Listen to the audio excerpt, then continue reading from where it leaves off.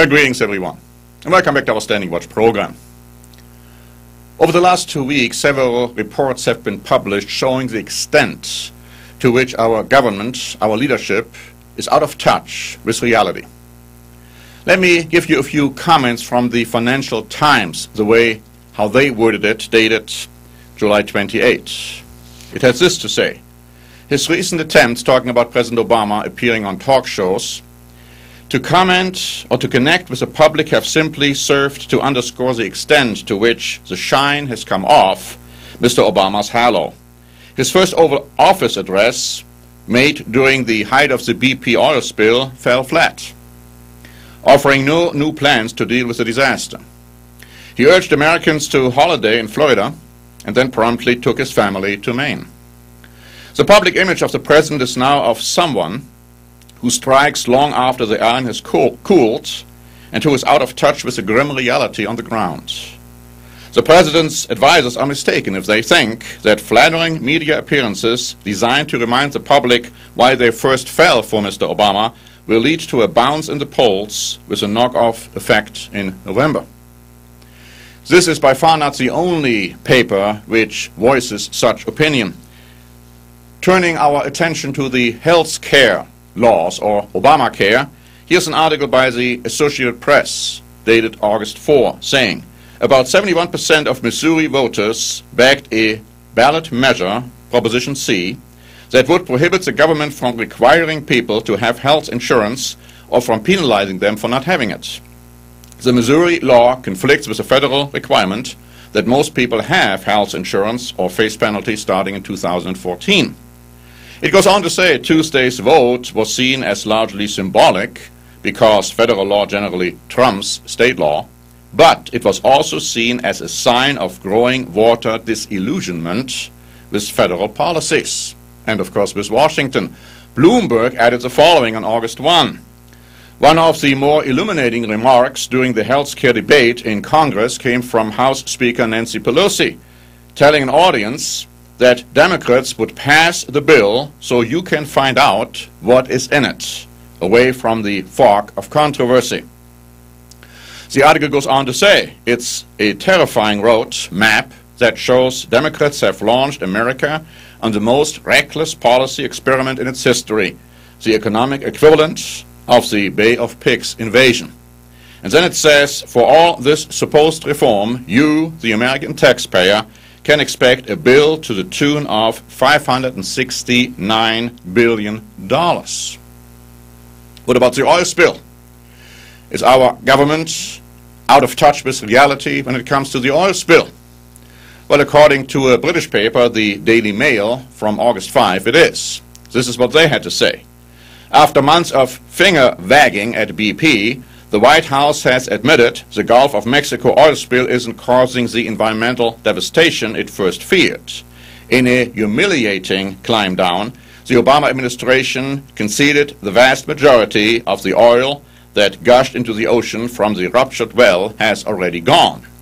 The extraordinary change of tune came after government scientists concluded, much to President Obama's embarrassment, that 3/4 of the leaked oil has evaporated, dispersed, been burned off, or been contained.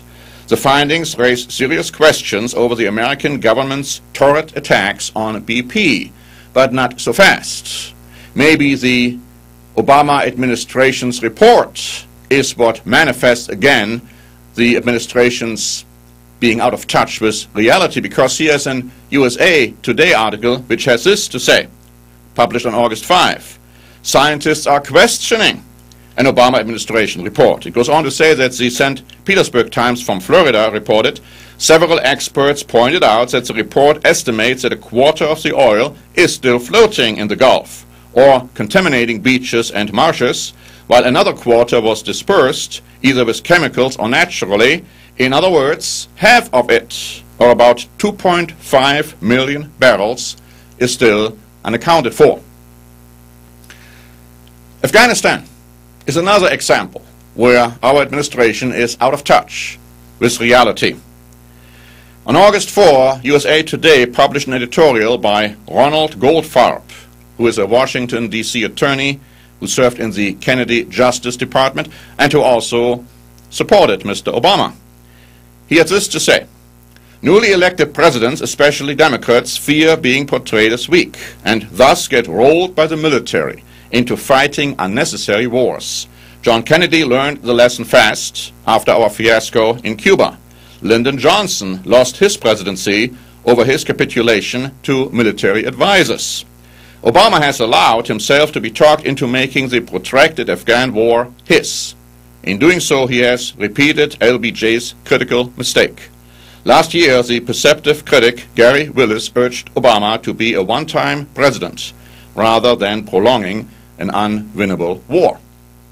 And by the way, according to a most recent poll, less than 40% of the Americans now support an ongoing war in Afghanistan.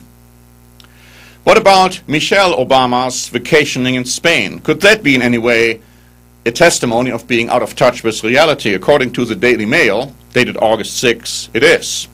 That is what they said. Michelle Obama today faced a fresh wave of attacks over her lavish break in Spain with 40 friends, which has cost U.S. taxpayers tens of thousands of pounds. The taxpayer will have to pick up the tab for the First Lady's 68-strong security detail, her personal staff, and the use of presidential jet Air Force Two. The cost of accommodating the Secret Service teams run around £60,000. The use of Air Force Two comes in at about £20,000 or £92,000. This doesn't even include the time on the ground. And then this article goes on to say that yesterday, New York Daily News columnist and blogger Andrea Tantaros accused the Obamas of hypocrisy for preaching the values of sacrifice and austerity to Americans while seemingly refusing to heed their own advice. But my friends, being out of touch with reality isn't something which is just limited to politicians, to leaders, to governmental officials. It's something which mankind has been at for many, many, many years. About 2,000 or so years ago, Jesus Christ came to this earth. And notice what the Apostle John said about what happened at that time in the first chapter, and I'm reading from the New International Version. He gave the light to men. The light shines in the darkness, but the darkness has not understood it. He was in the world, and though the world was made through him, the world did not recognize him.